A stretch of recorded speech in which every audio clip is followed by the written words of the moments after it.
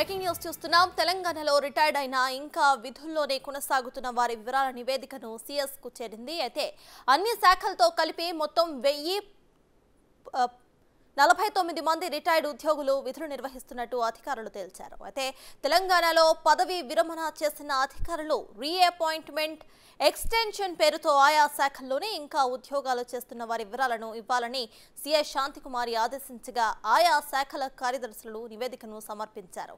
ఈ మేరకు ప్రభుత్వంలోని అన్ని శాఖలతో కలిపి మొత్తం 1049 మంది రిటైర్డ్ అధికారులు ఇంకా విధులు నిర్వహిస్తున్నట్టు తేలింది.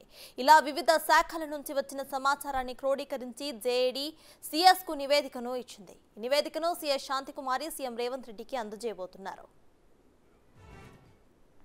రిటైర్డ్ అధికారులు ప్రభుత్వంలో కాంట్రాక్టు అవుట్సోర్సింగ్ ఉద్యోగాల్లో వివిధ హోదాల్లో పనిచేస్తున్నట్లు అధికారులు గుర్తించారు.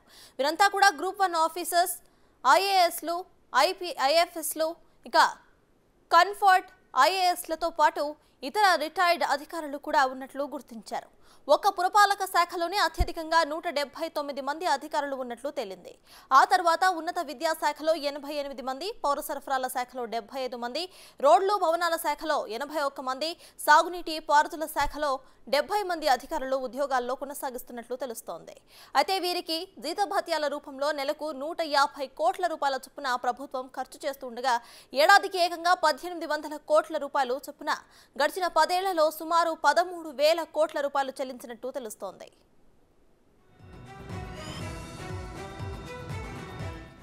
పదవీ విరమణ పొందిన ఉద్యోగులు మాజీ మంత్రి కేటీఆర్ శాఖలోని అధికంగా ఉన్నారు. మున్సిపల్ పరిశ్రమల శాఖలో రిటైర్డ్ అయిన ఉద్యోగులు 150 నుంచి 200 మంది వరకు ఉన్నారు. తమకు సంబంధించిన వారిని పక్కన పెట్టుకున్నారు కేటీఆర్.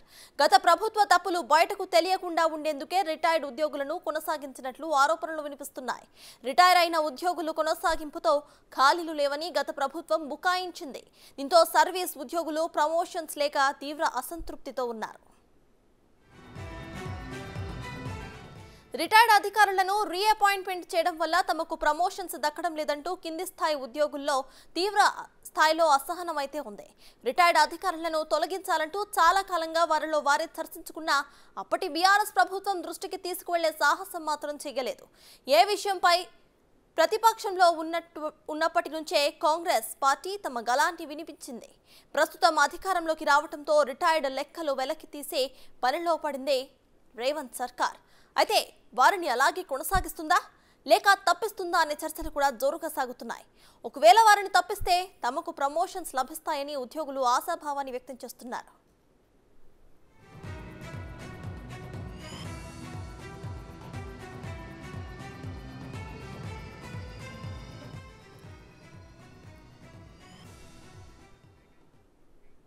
తెలంగాణలో రిటైర్డ్ అయిన ఇంకా విధుల్లో కొనసాగుతున్న వారి వివరాలను నివేదిక సీఎస్ వరకు చేరింది. ఈ విషయంపై పూర్తి అప్డేట్స్ ను మా డిప్యూటీ బ్యూరో చీఫ్ సాదిక్ అందిస్తారు. సాదిక్, చెప్పండి, మనం చూస్తే రిటైర్ అయ్యి కూడా ఇంకా విధుల్లో ఉన్న వాళ్ళ లిస్ట్ ఏదైతే ఉందో అదైతే సీఎస్ కు ఈ పాటికి అందినట్టు తెలుస్తోంది. సో ప్రెజెంట్ దీనిపై అప్డేట్స్ ఏంటి? ఇక ప్రభుత్వం వీళ్ళపై ఎటువంటి చర్యలు తీసుకునే అవకాశం ఉంది?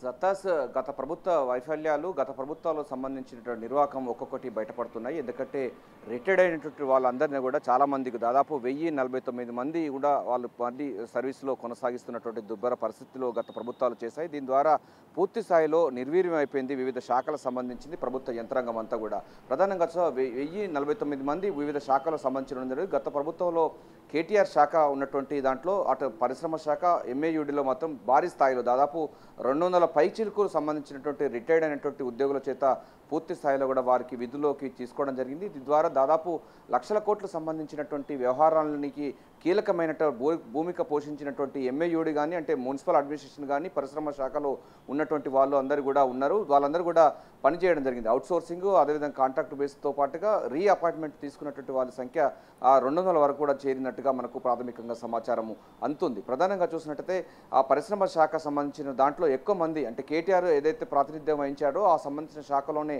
అత్యధికంగా ఈ రీఅపాయింట్మెంట్ అయినటువంటి ఉద్యోగులు ఉన్నారు. తద్వారా తమకు అన్యులకు పనులు చేకూర్చే విధంగా అదేవిధంగా తమకు సంబంధించినటువంటి భూ కేటాయింపులు పరిశ్రమలకు సంబంధించిన భూ కేటాయింపులు కానీ ఇతరత్వ సంబంధించిన దాంట్లో ఉన్నట్లయితే దీంతో పాటుగా మున్సిపల్ సంబంధించినటువంటి డెవలప్మెంట్ పట్టణ ప్రాంతాల అభివృద్ధి కోసం సంబంధించిన నిధులు కానీ లేకపోతే డెవలప్మెంట్ యాంగిల్లో కూడా అన్యులకు కనుక ఉన్నట్లయితే డెఫినెట్గా వారికి లబ్ధి చేకూర్చే లక్ష్యంగా మాత్రం కేటీఆర్ ఎక్కువ సంఖ్యలో పరిశ్రమల శాఖ అదేవిధంగా ఇండస్ట్రీ శాఖలో ఎక్కువ మోతాదులో రిటైర్డ్ అయినటువంటి ఎంప్లాయీస్ను పెట్టుకోవడం జరిగింది. దీంతో పాటుగా హైయర్ ఎడ్యుకేషన్ అదేవిధంగా జిహెచ్ఎంసీలో కూడా భారీ స్థాయిలో రిటైర్డ్ అయినటువంటి అధికారుల చేత పనులు చేపించుకున్న పరిస్థితి ఉంది. దాదాపు దీని ద్వారా గడిచిన 10 ఏళ్లలో దాదాపు 13,000 కోట్ల రూపాయలకు సంబంధించినటువంటి జీతభత్యాలు కూడా ఇచ్చినటువంటి పరిస్థితి ఉన్నది. దీని ద్వారా పూర్తి స్థాయిలో సర్వీసులో ఉన్న ఉద్యోగులు తీవ్ర అసంతృప్తి వ్యక్తం చేశారు.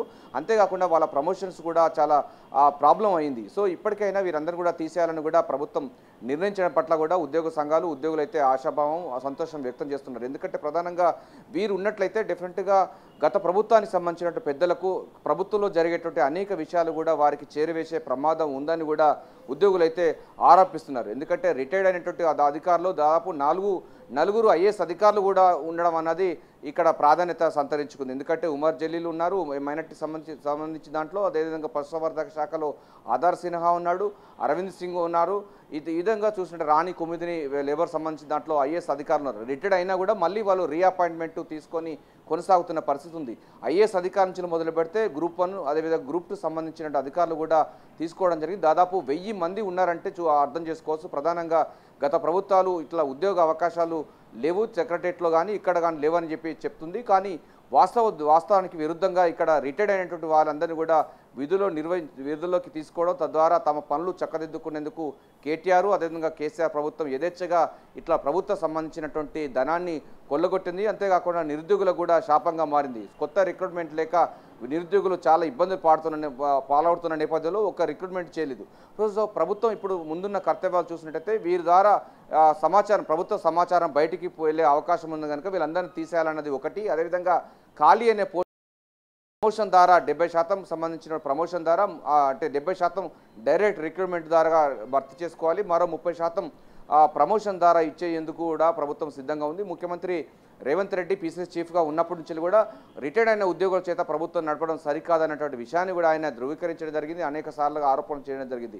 ఆయన ఇప్పుడు ముఖ్యమంత్రి కావడంతో రిటైర్డ్ అయిన ఉద్యోగులందరినీ కూడా ప్రక్షాళన చేసి పూర్తి స్థాయిలో వాళ్ళందరినీ ఇంటికి సాగనంపే ప్రయత్నం చేస్తున్నారు. అందులో భాగంగానే మొత్తం అన్ని శాఖలకు సంబంధించినటువంటి వాళ్ళ ఉద్యోగుల వివరాలు రిటైర్డ్ అయ్యి రీఅపాయింట్మెంట్లో కొనసాగుతున్న వారి వివరాలు అన్నీ కూడా సేకరించడం జరిగింది.